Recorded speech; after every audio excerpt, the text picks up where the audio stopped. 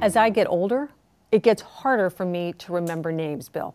So you had a great trick in speed healing about ways to remember names. Can you share that with me? Yeah, I got these tips from Harry Lorraine, who's a memory expert, and I have to do a little cheating because I don't always remember all of them myself. So I'm looking at the book. One thing is to make sure you hear the name, and that is like just ask the person to repeat it in some very sweet way. Could you say that name again? Just so I make sure I remember it. Another way is to ask the person just to spell the name, and Lorraine says even if it's Smith or Jones, really just go ahead and ask them to spell it.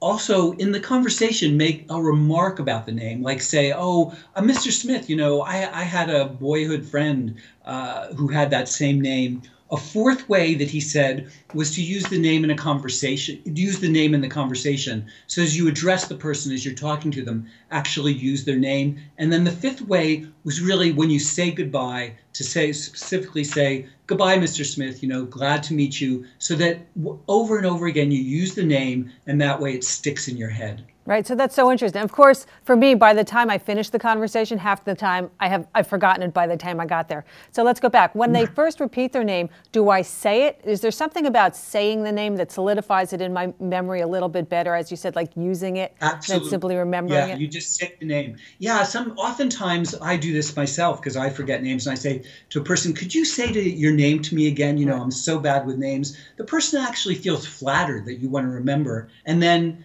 again, Lorraine says, could you spell that for me? Or you could say like, is that spelled Smith if it's Smith? And that way you repeat it again. Yeah. And then the one thing that I also always need to do, because often when you're meeting someone, there are distractions around. You actually have to concentrate on that person and not be thinking at the same time about that you forgot to lock your car or something. Yes, that's a great tip, Sarah, because really memory is based on attention. And if your attention is focused, it's much easier to remember anything. So that tip is a great tip to help you remember a name the first time you hear it. All right, great advice. Thanks, Bill. You bet.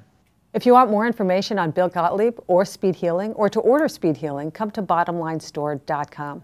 And then, hey, do me a favor. Comment below so that I can see what you liked, what you didn't like, what you'd like more information on, and share all that social media stuff that we're all doing. Thanks so much.